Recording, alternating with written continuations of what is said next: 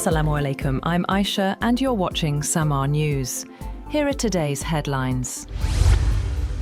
US President Donald Trump has suggested that the ongoing US military campaign against Iran could wrap up in as little as 2 to 3 weeks. Speaking to reporters, he claimed that key objectives, including limiting Iran's nuclear capabilities, have been achieved. Trump stated that US airstrikes against Iran, conducted in coordination with Israel, have largely accomplished their mission, adding that US forces now dominate Iranian skies. The president also claimed that senior Iranian political and military leaders have been removed. US Secretary of State Marco Rubio echoed a cautiously optimistic tone, confirming that the US is exchanging messages with Iran. He told Fox News host Sean Hannity that there are talks going on and the finish line is in sight.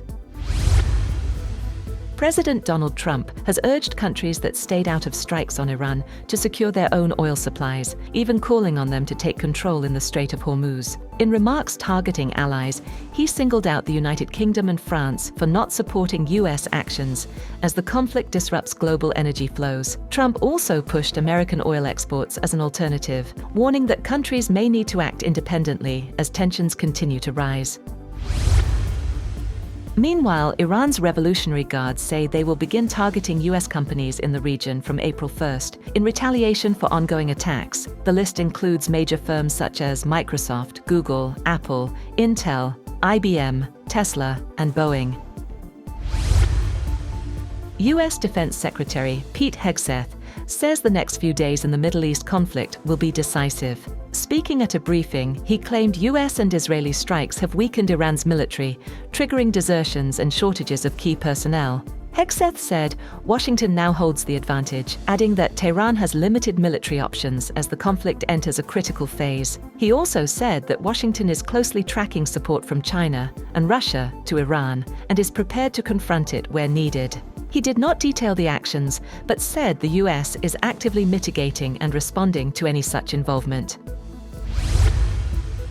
Iran has attacked and set ablaze an oil tanker off Dubai in the latest escalation around the Strait of Hormuz. Authorities say the Kuwait-flagged vessel Al Salmi caught fire after a drone strike, but the blaze was contained with no injuries or oil spill reported. Iran's Revolutionary Guards suggested the intended target may have been another vessel nearby, highlighting growing risks to commercial shipping in the region.